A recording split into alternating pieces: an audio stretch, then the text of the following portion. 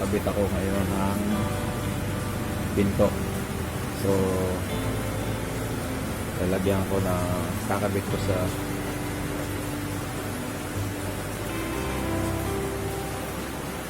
tapos kakabit natin ang ito yung aking bisagra.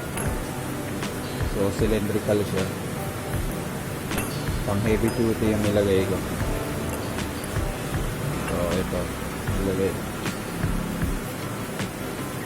nilagyan ko na ito yung ko ilalagay sa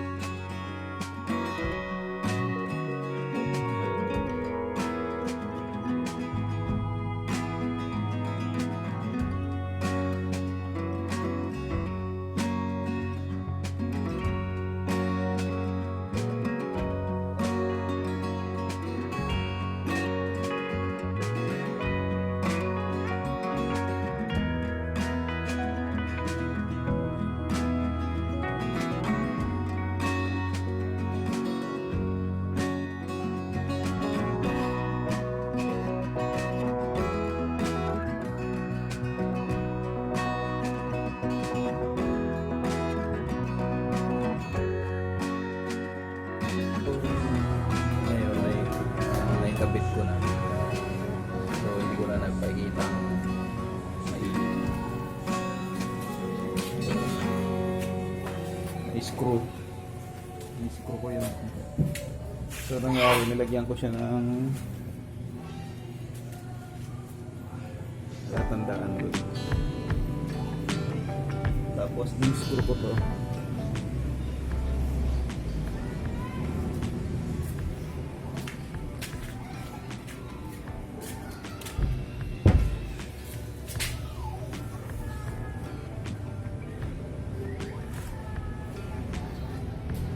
Nilagyan ko siya ng spacer sa taas dito.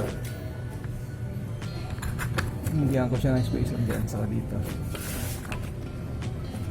Tapos nilagay ko para lumapat kahit yung ano lang itong bareta di cabre. Tapos ganun para lang umangat, para may fit siya lang ganun. Tapos dito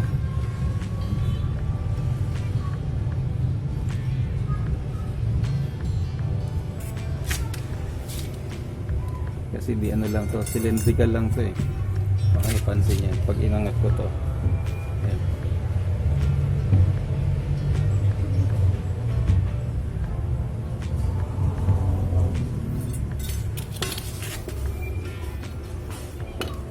Cylindrical. Tapos in-screw ko yung ilagyan ko lang pala tandaan dito.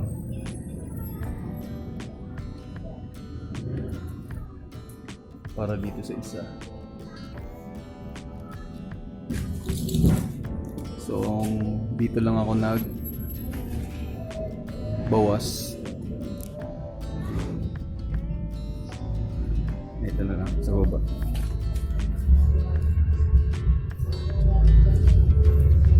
Nagbawas ako dito. Hindi ako nagbawas sa hamba kasi manipis. Ganito mga 2 inch lang yata to. Kaya hindi ako nagbawas dito. Dito na ako sa pintuan nagbawas. Total malaki naman ng pinto. So yung screw ko baka lang mga 1.5 inch na screw to. So hindi ito lapat. Lapat lang itong bisagra dito. Para hindi na ako bawas dito. Pero nilagyan ko siya ng palatandaan.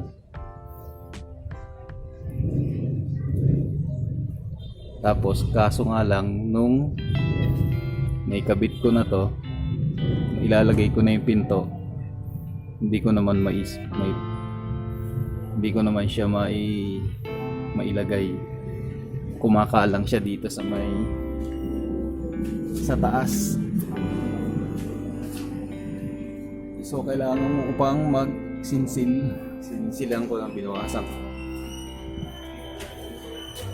ko dito para lang sa pinto. Pagka inangat ko hindi papasok hindi ko may papasok. So nagbawas ako, sinisilang ko, so may pasok.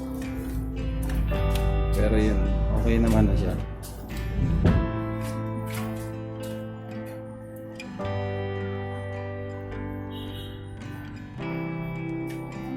Kaso hindi dapat sa baba. Siguro yung dito sa may so mataas kasi yan. Ayun. Mataas. So bababa ko ng konti. Mataas yan.